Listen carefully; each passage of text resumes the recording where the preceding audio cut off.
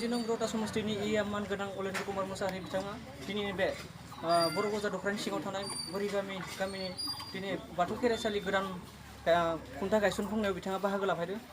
दिनैनि बे बाहागो लाफैनायनि सोमोन्दै सुंद'यै फोरमायनो थाखाय जों फोरमायनो दा दिनैनि जिथुनिखि खामानि बर' बाजार आन्चलिक बाथौ गौथुमनि गेजेराव धुपगुरि बुरि गामि बेयाव जुदि बाथौ थानसालि बा खेराइ नियम खुन्था गायसननायनि जिथुनिखि खामानाय बे आसनिया खुब मोजां जादों। रायजो राजानि जोंनि गेजेराव बर'नि गेजेराव बाथौ थानसालि बा बाथौ धोरोमनि जिथुनिखि आसार बेफोर गैयामोन। दा बेफोर फैबाय जाहाथे मोजांनिफ्राय मोजां जागोन। मालाय जाथिफोरनि बादि गिर्जा नामघर बा मस्जिद बेफोरनिख्रुइ जोंनाबो जुदि जायोब्ला आरो मोजांनिफ्राय मोजां जायोब्ला जोंनि फैबाय थानाय जेनेरेसनफोरनि धोरोम बा समाज बा हिउमेनिटिरि बेफोर बे बुस्थुआ फैगोन आरोखि। नोंथांमोननिफ्राय बे खेराइसालि लुफुंनायावहा नोंथांमोननि सोरखारनिफ्राय माबाफोर हेफाजाबनि बाथ्रा सानदों नङा? दाथ' नै दिनैसो गामिया खालामदों। गामिया गावसोरनि सेस्टादो खालामसिगोन। दा 2020 एबारथ' दा इलेक्सन फायसिनो मात्र 8 माह बा 10 माह दंबावो। बिनि उनाव जुदि इलेक्सन देरहायोब्ला आं बेयाव बुंखादों जे 5 लाख थाखा होगोन। बे आंनि जिथुनिखि समष्टि डेभेलपमेन्ट फान्ड जायो बेनिफ्राय 5 लाख होनो हायो। आरो जुदि नेक्स्ट बोसोराव बुङोब्ला आरो 5 लाख बिदि होनो हायो। आरो बेलेग आसनिनिफ्राय जुदि बियोब्ला जेनेबा 6 फाइनान्सियेल दङ बेनिफ्राय 10 लाख 15 लाख बेबायदि होनो हायो आरोखि। निस्सय जोंनि माखासे ब्रैजि नं रौता समस्तियाव बे ओरैनो माखासे बाथ्रा ओंखारदों जे फैबाय थानाय इलेक्सनावहा नोंथाङा माने इलेक्सन देरहानाय बेखिनि बाथ्राया बेरखांदों। बेसेबां सैथो बाथ्रा बेसोर? मानसिफोरा बुंनोथ' हागोन, मोजांबो बुंगोन गाज्रिबो बुंगोन। बे खोथायाथ' मानसिनि खोथाखौथ' आंथ' मा बुंनो हानो। दा आं निजे मिथिगौ जे आं गेलेगोन। माने सेल्फ कनफिडेन्स जाय मानसिया आत्मबिश्वास दङ बे मानसिया हदायबो माने मा बुङो सफल जायो आरोखि, देरहासार जायो।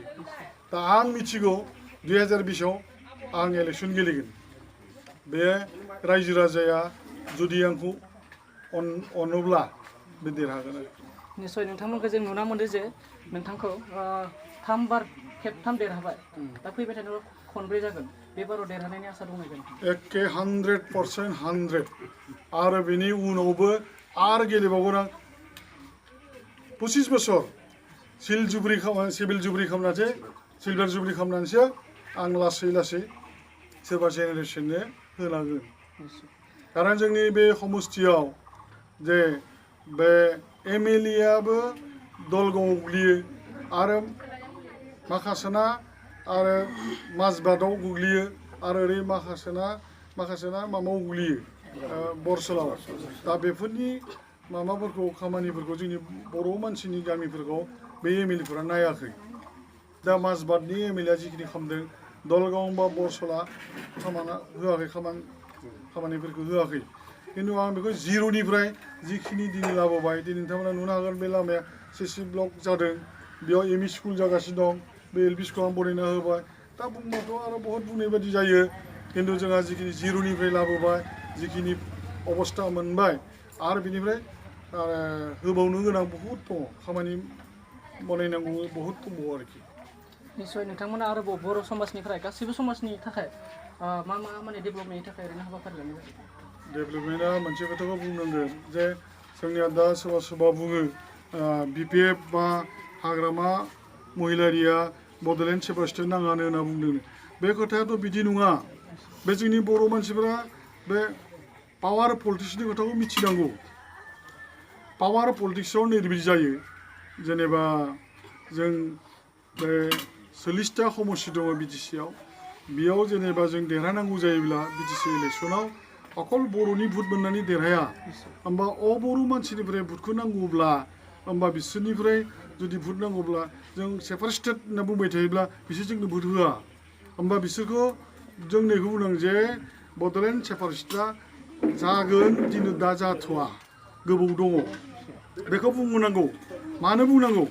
जोंनो सेपारेट स्टेटखौथ' नांगौ मानो नांगौ जोंनो बर' जाथिखौ एलार्ट खालामनाय माने एवार्डसिन लाबोनाय बे जाथिया जोंनोमोन जे बड'फा उपेन्द्रनाथ ब्रह्मनि समाव आबसुखौ जों आन्दलनाव लाबोनाया जोंनोमोन दिनैबो जोंनि गोरबोआव मेलेमाव बड'लेण्ड सेपारेट स्टेटआ दोमै थायो खिन्थु मैदेरा जेनेगै मोननै रोखोमनि हाथाइ थायो हाथाइया मोननै बाहेराव मानसिफ्रा नुयो आरो भितोरा जाग्राया थायो बेखौ रावबो नुवा दा जोंबो पलिटिक्सआव खुगायाव डाइलगाव बुङो बड'लेण्डखौ नांथ'वा खिन्थु गोरबोआव मेलेमाव दङ बड'लेण्ड सेपारेट स्टेटखौ नांगौ माब्रै नांगौ पावार पलिटिक्सआव जों एमएलए जुदि बुरजा एमएलए देरहानो हायोब्ला एमपि देरहानो हायोब्ला आरो बिटिसि गभर्नमेन्ट सालायनानै जोंनि जेनोखि खामानिफोरखौ बनायजोबनो हायो जेरै आन्तगाथुनि खामानिफोरखौ बनायजोबो आरो जोंनि मानसिफ्रा जुदि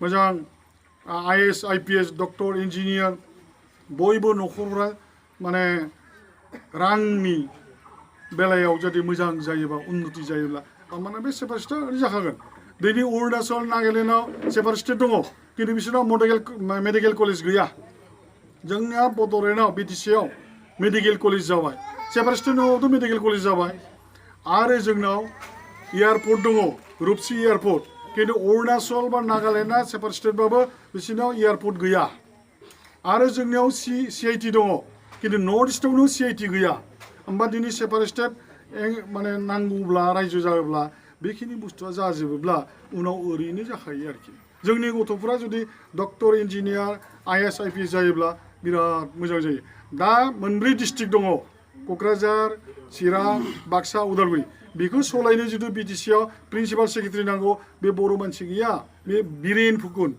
सोरबा हिन्दी भाषी सोरबा राय रय बेबायदिया जायो आरो दिनै बे सेक्रेटारि नांगौ जइन्ट सेक्रेटारि नांगौ आन्डार सेक्रेटारि गासिबो बेलेग जाथि बर' मानसिया गैया होमबा जितु सेपारेट स्टेट जायो इमान मानसि बा मोनब्रै डिस्ट्रिक्ट नङा बेयाव 8टा 6टा डिस्ट्रिक्ट जागोन बेखौ जितुनाखि सलायनो अफिसारा जोंनि जायोब्ला माने सेन्टिमेन्टआ जुदि पलिटिकेल लिडारजों आरो एडमिनिस्ट्रेटिभ अफिसारजों ज' जायोबासो बे सेपारेट स्टेटआ उन्नति जागोन आरो मोनसे दुखुनांथाव बाथ्रा जे दाखालि बावैसो जानानै थांनाय बिसायख'थि लकसभानि बिसायख'थियावहा बर'निफ्राय जे सासेबो देरहायासै बे जेननायनि जाहोना गुबै जाहोना मा आरो रायजोफोरा फोरमायो जे खौसेथि गैयिनि थाखाय बेबायदि जादों बेसेबां सैथो बाथ्रा बेखौ रायजोआ मिथिगौ दा आं बुंदों जे आबसुआ बुंबायदि डिभाइड आसाम 50-50 बे लामा बुंबाला आन्दलखामा बुंबाला डिभाइड आसाम 50-50 जाया बिदा फंबाय सानैजों हा रानलायनाय बेबायदि ओरै सिमा होबानो जे 50-50 जागोन बिदि नङा पावार पलिटिक्सआव बेयाव नों एमएलए देरहानांगोन जे 2016 जितुनाखि एमएलए इलेक्सन जादोंमोन होमबाना बे पिसिडिआर खाना आबसुआ जितिया एटा इनभल्भ जादोंमोन जितुनाखि इलेक्सनाव होमबा बिसोर माने 0 एमएलए लाबोदों जों बिपिएफआ 12 जन एमएलए लाबोदों बे 12 जन एमएलएनि गेजेराव दिनै सानैनि गेजेराव दा 3 मन्थ्रि जाबावबाय जोंहा जितिया प्रथमाव आसाम गभर्नमेन्ट